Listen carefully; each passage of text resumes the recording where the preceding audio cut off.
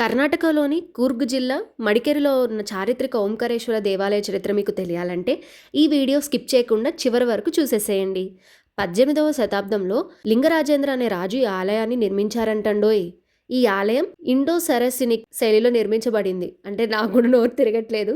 మన భాషలో చెప్పాలంటే ఇస్లామిక్ నిర్మాణ శైలిలో మాత్రం నిర్మించారండి. అంటే ఇది ఇస్లామిక్ ప్లస్ మన హిందూ ఆర్కిటెక్చర్లో నిర్మించిన ఒక దేవాలయం అండి. అంటే ఇది మన మతాల మధ్య ఉన్న ఏకత్వానికి చిహ్నం అని కూడా చెప్పుకోవచ్చండి.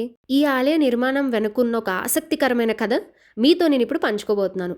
రాజు లింగరాజేంద్రుల వారు పరిపాలించే సమయంలో తన సామ్రాజ్యాన్ని విస్తరించే క్రమంలో ఒక అమాయకపు బ్రాహ్మణ్ణి చంపారంటండి. ఆ పాప పరిహారం కోసం మరియు తనని వేధిస్తున్న పీడకలల నుండి ఉపశమనం పొందడానికి రాజ పురోహితుల సలహా మేరకు ఈ శివాలయాన్ని నిర్మించారంటండి. ఇక్కడ ఒక ట్విస్ట్ ఉందండోయ్. ఆ రాజుని వెంబడించి వేధిస్తున్న పీడకలలు మరియు ఆ బ్రహ్మరాక్షసి చనిపోయిన ఈ బ్రాహ్మణుడే. ఇదండి ఈ ఆలయ చరిత్ర మరియు కథ. ఈ ఆలయ నిర్మాణ శైలికి వచ్చేస్తే ఈ ఆలయం కేరళ తరహా పైకప్పులు మరియు ఇస్లామిక్ శైలి గోపురాలు కలయికతో నిర్మించబడింది అండి. అంటే it's a mix of Muslim and Hindu architecture అని చెప్పుకోవచ్చండి. ఆలయం మధ్యలో ఒక పెద్ద జలాశయం, ఒక కోనేరు, చిన్న కొలంలాగైతే ఉంటుందండి. ఇది ఆలయం అందాన్ని మరింత పెంచుతుందండి. ఇతర హిందూ దేవాలయాల మాదిరిగా కాకుండా ఈ ఆలయంలో పిల్లర్ హాల్స్ అంటే స్తంభాలు, మండపాలు లేకపోవడం ఈ ఆలయ యొక్క మరొక విశిష్టత.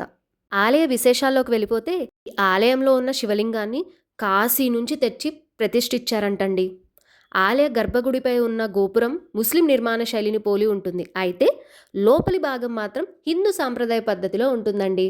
మరొక విషయం ఏంటంటే ఈ ఆలయం మడికేరి బస్టాండ్ నుంచి సుమారు 1 కిలోమీటర్ దూరంలో అయితే ఉంటుందండి. సో బస్ ఫెసిలిటీ కూడా అవైలబుల్ ఉంది. సో ఎవరైనా కూర్గ్ విజిట్ చేయడానికి వచ్చినప్పుడు మడికేరిలో ఉన్న ఈ చారిత్రాత్మక ఓంకారేశ్వర దేవాలయాన్ని కూడా సందర్శించుకోండి. Thank you for watching subscribers. For more interesting videos please don't forget to subscribe to మంతేజ్ official. Also please don't forget to like, share and subscribe to our videos. Bye bye.